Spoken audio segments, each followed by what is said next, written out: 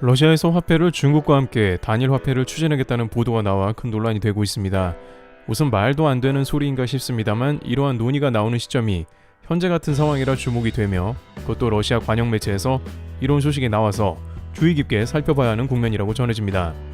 물론 이는 현재 벌어지고 있는 우크라이나 전쟁과 매우 깊은 관계가 있는 것도 사실이기도 합니다. 특히 이러한 선언이 사실상 러시아의 경제가 그야말로 엉망이 된 상황에 나와서 더욱 관심이 가는 것이죠. 또한 중국은 회심의 미소를 짓고 있으며 시진핑 국가주석은 빅픽처를 그리며 움직이고 있다는 소식도 들려옵니다. 어쨌든 중국에서는 이번 우크라이나 전쟁을 그냥 넘기지만은 않는다는 의미로 해석이 되고 있습니다.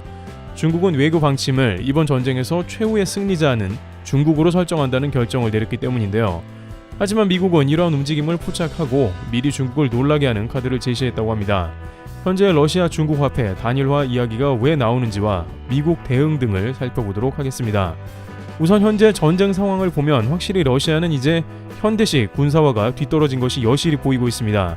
18, 19일자 전쟁 상황을 보더라도 이제 러시아군은 키이우 함락을 위한 최전방 공격 부대가 전의를 상실했고 우크라이나군은 러시아 주 공격 경로를 차단했으며 제3방어, 진지 구축을 강화한 상황입니다. 프랑스보다 땅이 넓다고 알려진 우크라이나에 제대로 된 군대 훈련과 보급이 없는 상태의 러시아군이 수도를 포함해 주요 도시에 진격하는 것이 얼마나 무모한 전쟁이었는지가 시간이 흐를수록 증명되는 것이죠. 게다가 이제 나토 역시 우크라이나의 무기 공여를 본격적으로 서두르는 모습이 포착되고 있습니다. 러시아제 대공 방어 무기인 S-300을 준비 중으로 우크라이나도 동일한 기종을 사용 중인 것입니다.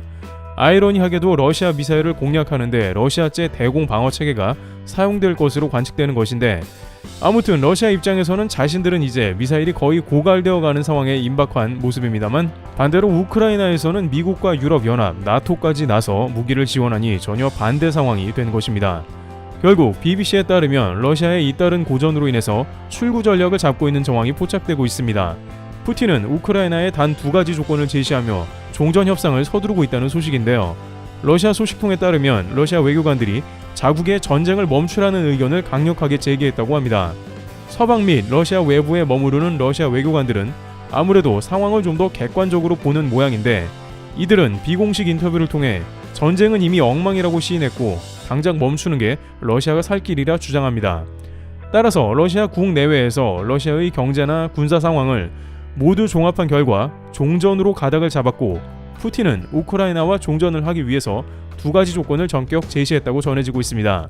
첫 번째는 나토 가입 금지와 우크라이나가 중립국화되는 것으로 이는 우크라이나에서 수용이 가능하다고 전해집니다. 우크라이나에서도 유럽연합 긴급 가입 승인이 부결되고 나토에서도 몸을 사리는 모습을 체감했기 때문에 지금 현재 서방에서 이루어지는 무기와 자금 지원 외에 더 이상은 힘들다고 판단했다는 것입니다. 또한 네오나치 추방과 친러 정부 수립 등을 러시아가 요구했지만 이런 사안은 그러겠다고 약속만 하면 되는 사안으로 추후 우크라이나 사정에 따라 번복하더라도 러시아도 크게 관여할 사안은 못 된다는 것입니다. BBC는 이런 종류의 요구가 전쟁을 저지른 책임이 큰 러시아의 체면치레용이라고 분석했습니다. 이와 달리 두 번째 종류의 요구와는 타협이 훨씬 어려워 최고 위층의 결단이 필요한 것들로 평가됐습니다. 이는 우크라이나 동부 분쟁 지역 돈바스, 남부 크림반도와 얽힌 영토 문제라고 언급됐습니다. BBC는 러시아가 이들 지역의 영유권을 포기하라고 우크라이나에 요구한 것으로 추정해 볼 수 있다고 보도합니다. 그러나 우크라이나는 영토의 한 점, 1인치도 거래 대상이 될 수 없다는 입장을 되풀이해왔습니다. BBC는 이 영토 협상이 마무리가 잘 안되면 러시아가 추후 우크라이나를 재침공할 빌미가 된다 분석했지만 어쨌든 중요한 것은 이제 종전이라는 말이 다름 아닌 러시아로부터 나오며 전쟁이 끝물에 다다랐다는 것입니다. 러시아는 최대한 자신들 체면을 챙긴 다음 전장을 황급하게 빠져나갈 수 있다는 의견인 것이죠. 그렇지 않으면 러시아 전역에서 폭동이 날 수 있고 러시아 경제는 미국 말대로 신석기 시대로 갈 수 있습니다. 하지만 문제는 이번 전쟁을 치르면서 러시아는 물론 중국의 머릿속에 맴도는 것은 여전히 세계 패권입니다. 자신들이 언제까지 미국 중심의 서방 세력에 굴복하고 밀려나야 하는가에 관한 문제가 떠오른 것입니다. 이번에 침공을 시작한 직후 러시아 경제는 순식간에 나락으로 떨어져 중국을 크게 놀라게 했습니다. 중국은 미국에 큰 소리를 쳐왔는데 역시 금융과 군사 패권을 쥐고 있는 미국의 파워는 막강했던 것입니다. 바로 이때 러시아의 관영 매체 스푸트니크 통신은 느닷없이 러시아 중국 화폐 단일화 소식을 전합니다. 복수의 매체는 16일 러시아의 스푸트니크 일본 지사가 러시아 주도의 유라시아 경제연합 회원국들이 중국과 함께 국제 통합 금융 시스템을 위한 단일 화폐 프로젝트를 추진하는 중이라며 보도가 나온 것입니다. 그런데 이 유라시아 경제연합 회원국은 경제 규모가 생각보다 크지 않은 국가라는 지적이 나옵니다. 현재 러시아 병참 역할을 하는 벨라루스나 아르메니아, 카자흐스탄 등이 포함되는 것으로 알려졌는데 이들 국가들과 중국 연합체가 단일 화폐를 어떻게 가져갈 수 있겠는가 하는 의견이 나온 것이죠. 그러나 중국은 이 문제를 차근차근 준비하고 있고 실제 뜻밖의 세력을 확장해 나가고 있는 모습인데요. 앞서 논의되었듯이 중국은 이번 전쟁 기회를 단순히 미국에 양보하는 것만으로는 끝내지 않을 것입니다.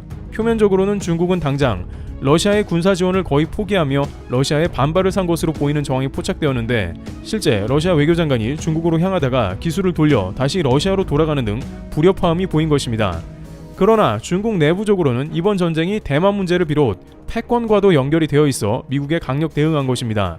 18일자 시진핑 국가주석과 바이든과의 대담에서 중국은 미국에 또다시 맞서는 모습을 보여주고 있는데요. 우선 중국은 당장 우크라이나 전쟁에 러시아 지원을 위한 무기 지원은 하지 않을 것으로 보이고는 있습니다만 양 정상은 매우 거친 말을 주고받으면서 중국이 호락호락 미국에 따르지 않을 것을 보여주고 있습니다.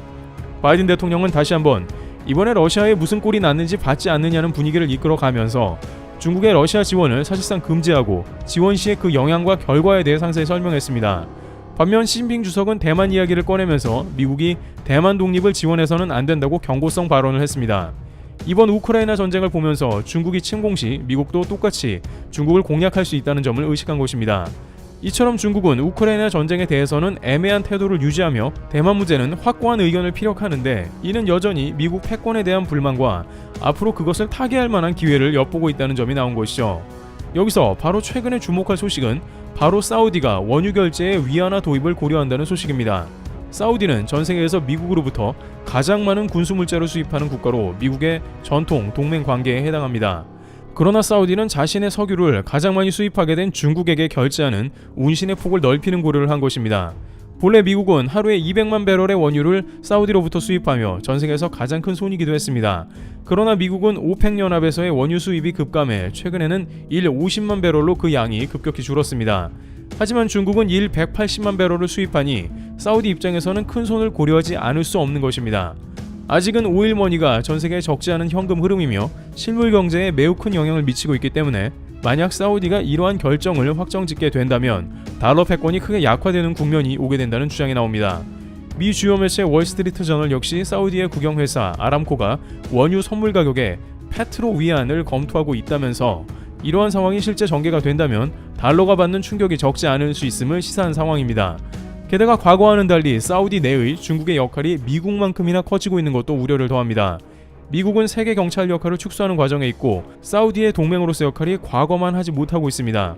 빈살만 왕세자는 바이든 정부와의 갈등을 겪고 있는데 바이든 대통령에 대한 각종 정책이 큰 불만이며 최근 아프간 철군을 비롯해서 이란 핵 협정 등에 미국이 적극 개입하지 않는 것도 불만인 것이죠. 반면 중국은 다양한 사우디 도시 사업 등을 통해서 사우디에 도움을 주고 있고 현재 명실상부 최고 원유 수입자입니다.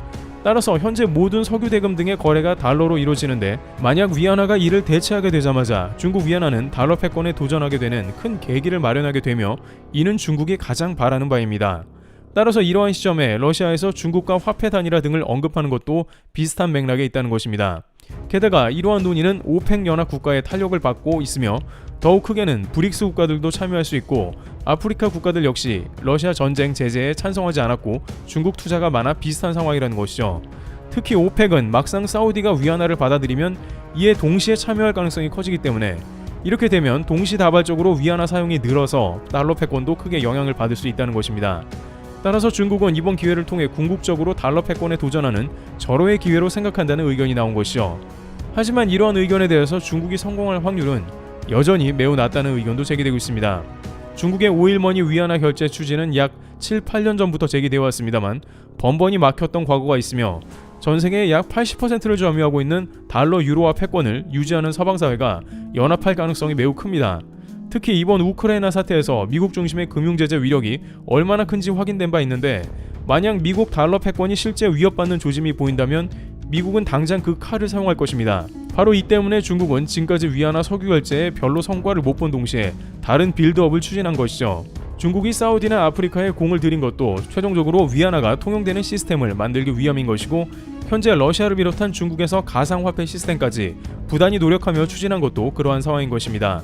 특히 사우디가 애초에 미국의 안보를 제공받기로 한 대가로 100% 석유 결제를 약속한 상황이기 때문에 주변에 이란 등이 버티고 있는 사우디는 쉽게 이러한 결정을 내리지 못할 것으로 예상되고 있습니다.